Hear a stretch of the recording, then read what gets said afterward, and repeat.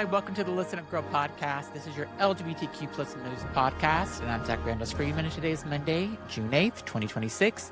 We are on day 8 of Pride Month, and we're coming off of one of the biggest Pride weekends on the calendar. Today, we're keeping it quick and hitting a lot.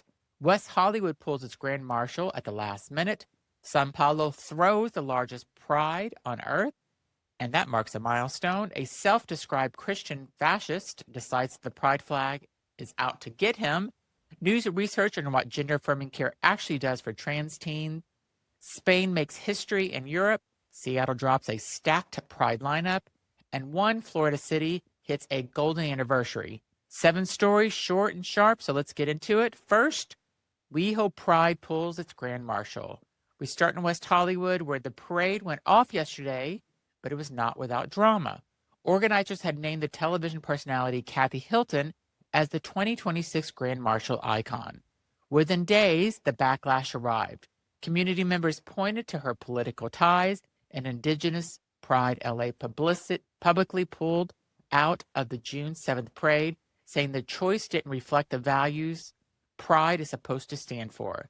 Out podcaster Tyler Oakley piled onto his millions of followers. By the end of the week, the city, the production team, and the Hilton issued a joint statement that there were no Grand Marshal icons at all this year. Hilton said her support for the community is unwavering.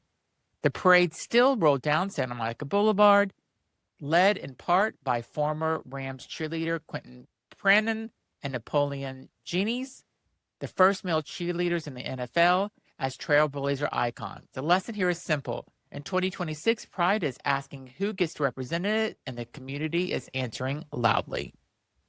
Next, we go to São Paulo, marks 30 years of the world's largest Pride parade. Down in Brazil, São Paulo did what São Paulo does and then some. Yesterday's parade marked the 30th edition of the parade, Prada or Uglo, the largest event on the planet. Somewhere between 3 and 5 million people packed the streets and the city's main boulevard, dancing behind the trios eléctricos, those massive sound trucks blasting music into the crowd from MASP Museum towards downtown.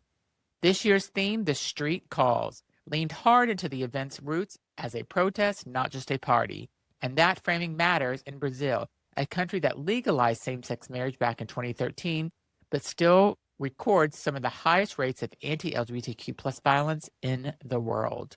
30 years ago, this started as a gathering of 2,000 people, and yesterday it was millions. That's what showing up looks like.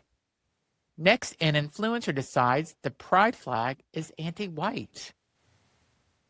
Now to the corner of the internet that never disappoints. Self-described white nationalist, Christian fascist broadcaster John Doyle posted a video claiming the Progress Pride flag mocks Christianity and was designed to represent, his words, every identity incapable of producing white children. The black and brown stripes were added to the rainbow flag to honor queer people of color in the ongoing fight for racial justice. The flag isn't anti-white, it's anti-white supremacy. There's a difference. And if that distinction feels threatening to you, that's worth sitting with. And on the incapable producing children line, Black, brown, and queer people have kids constantly. LGBTQ plus families of color are raising children right now. The flag isn't the problem here. It never was. Next, news study, hormone therapy keeps trans teens home.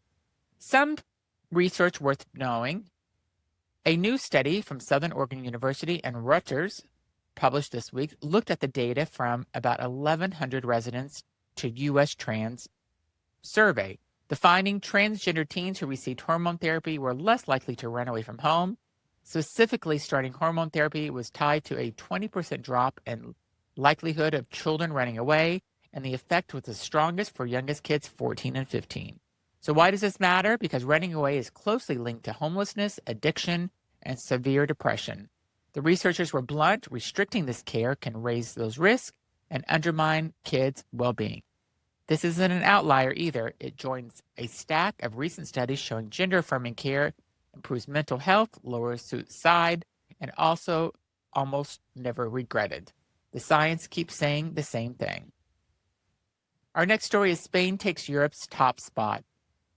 over to Europe for a milestone. The ILGA Europe released its annual Rainbow Map, ranking 49 countries in the LGBTQ plus laws and policies. And for the first time ever, Spain landed number one, scoring around 89% and knocking Malta off the top, a spot Malta has held for a full decade. The ILGA credited Spain with following through, depathologizing trans identities in healthcare, new legal protections, and a dedicated equality authority, and a real fight against far-right attempts to roll trans rights back. One caveat worth naming, strong laws don't always match daily life. Reported assaults on LGBTQ plus people in Spain have climbed sharply in just 2 years. Still, while plenty of governments are retreating, Spain made a deliberate choice to push forward. That's a contrast worth holding on to, especially compared to the climate here under the orange convicted felon. Next, Seattle dropped its Pride lineup.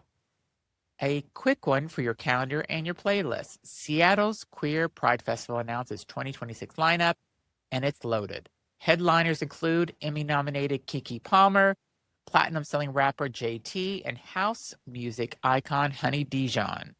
The 3-day celebration takes over the Capitol Hill neighborhood, the Pine Corridor, June 26th through the 28th, and with 35 main stage performances plus after parties, organizers say the goal is a weekend that feels, in their words, electric, inclusive, and unapologetically queer. If you're anywhere near the Pacific Northwest at the end of the month, that's where the party is. Now on to Key West, where we will close. In Florida, it turns 50. Key West Pride is making its golden anniversary this year. 50 years of celebration at the southernmost point of the country. Festivities kicked off gathering at Island House honoring the milestone. 50 years is no small thing for Pride celebration anywhere. That alone in a state that has spent the last few years passing some of the harshest anti-LGBTQ laws in the nation. Key West has long been a haven, a place where community has shown up year after year, regardless of what Tallahassee is doing.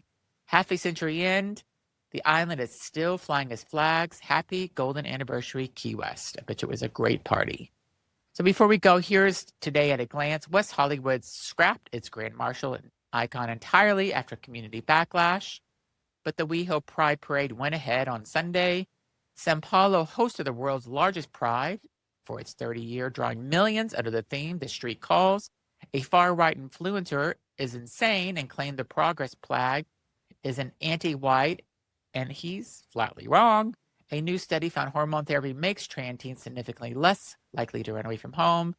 We talked about Spain, and we talked about Seattle's Queer Pride Festival, and Key West having its 50th golden anniversary of Pride. So that is your Listen Up Girl from Monday, June 8th, day 8 of Pride. News stories every single day, all month long, never a repeat. If today's episode gave you something, follow the show, share it with a friend, and come back tomorrow. And be sure to give the podcast a rating.